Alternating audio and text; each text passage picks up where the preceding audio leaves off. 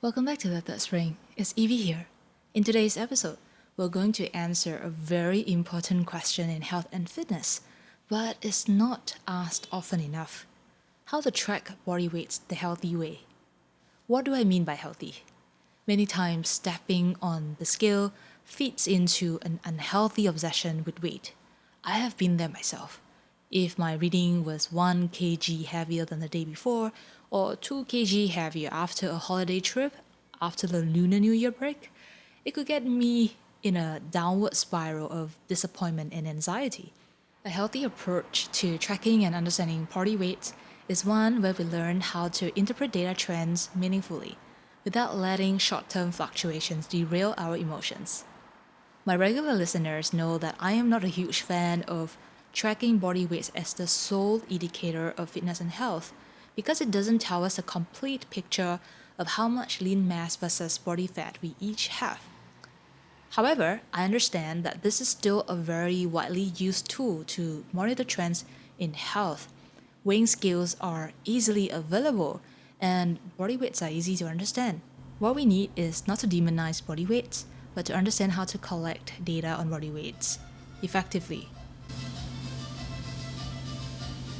What we need to do is to record the data over a long enough period to account for short-term fluctuations. What kind of fluctuations?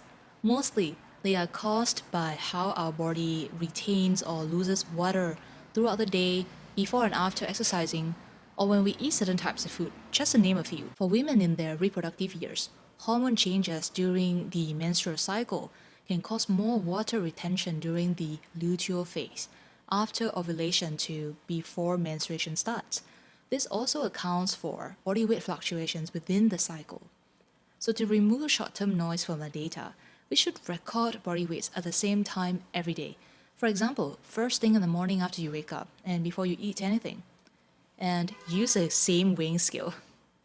No need for fancy apps. Here is a very cheap way to track. Record the reading in Excel or Google Sheets with the date when you measure your weight. After recording daily for a month, you can start to observe some trend.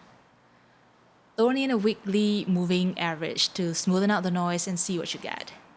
In this example here, you can see a gentle slope emerging. Suppose you do this for 6 months. This is what the data on a longer term scale can look like. I will link this template down below for you to duplicate and make your own tracker.